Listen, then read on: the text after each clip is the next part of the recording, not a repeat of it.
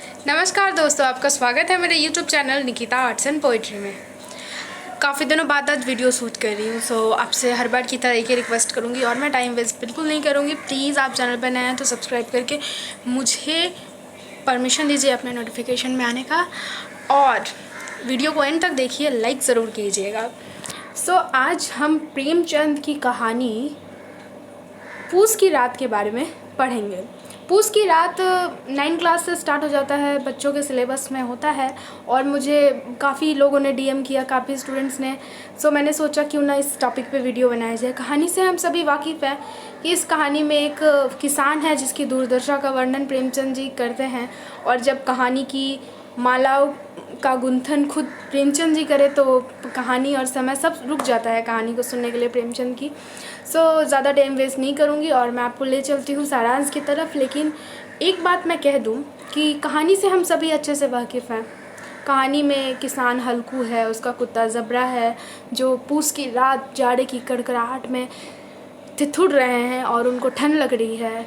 नील गाय के आने पर भी वो बेचारा नहीं जा पाता है, उसे इतनी ठंड लगती है। तो कहानी का संक्षिप्त जो उदाहरण है और उसका मुख्य उद्देश्य है, उस पर मैंने वीडियो में प्रकाश डाला है।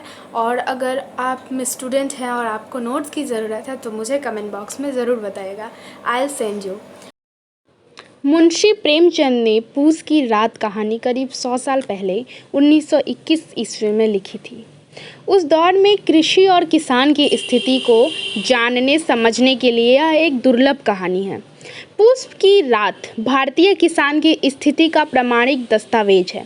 इसमें उसकी ऋण ग्रस्तता, मौसम की मार, कर्ज चुकान की असमर्थता, किसान का परिवेश व परिशुद्ध धन के साथ रिश्ता, कृषि से हताश और उब, महिलाओं का ग्रामीण अर्थव्यवस्था को चलाने का केंद्रीय योगदान आदि को आसानी से समझाया जा सकता है। यह कहानी समस्या को संपूर्णता के साथ बताती है। पूस की रात कहानी के अंतर्गत हल्कू नामक एक किसान एक दयनीय स्थिति का वर्णन है। हल्कू एक किसान है जो तत्कालीन जमींदार प्रथा का शिकार है, और इसी के चलते वह अपने लगान चुकाने की अनिवार्य मांग को स्थान देकर साहूकार को 3 रुपए, जो उसने बड़ी कठिनाई से जोड़े हैं, दे देता है। यद्यपि उसकी पत्नी इन पैसों से एक कम्बल खरीदने की चाहत रखती थी ताकि वह पूस की रात अर्थात जाड़ों में हल्कू के काम आए। हल्कू कम्बल की अभाव में विवश होकर अपनी रात अपने कुत्ते ज़बरा के साथ ठिठुर कर बिताता है। यह जाड़े की मार उससे सह नहीं जाती और वह सीधा आधी रात में सूखे पत्ते बटोर कर अलाव जलाता है, जिसकी गर्मी से वह रात तो काट लेता है, पर उसके खेतों में नील गाय घुसकर उसकी फसल खा लेती है।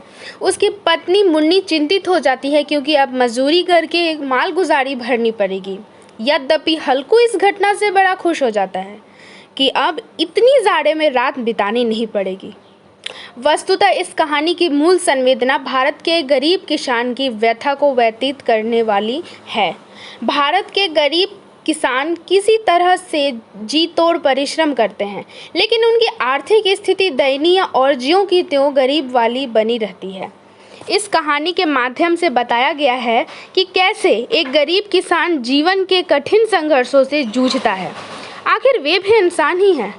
प्रकृति की कठोर आपदाओं का गरीब असहाय किसान सामना नहीं कर पाते और फलस्वरूप अपना सब कुछ गंवा बैठते हैं, जैसा कि हल्कू किसान ने किया।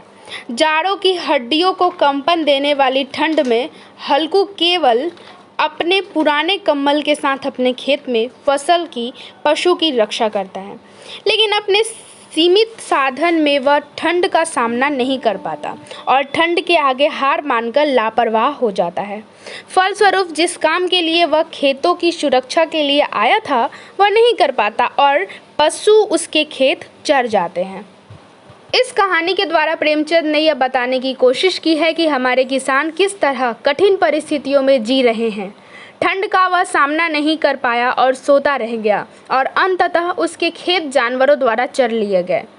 यह कहानी साधनहीन गरीब किसानों की उस व्यथा को उजागर करती है जिसमें वे साधनों के अभाव में प्रकृति की कठोरता के आगे हार मान लेते हैं।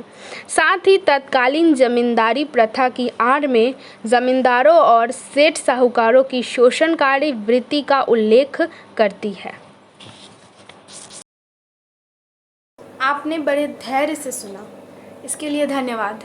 प्लीज़ चैनल पर नया है तो सब्सक्राइब कीजिएगा, लाइक करना मत भूलिएगा, शेयर कमेंट ज़रूर कीजिएगा।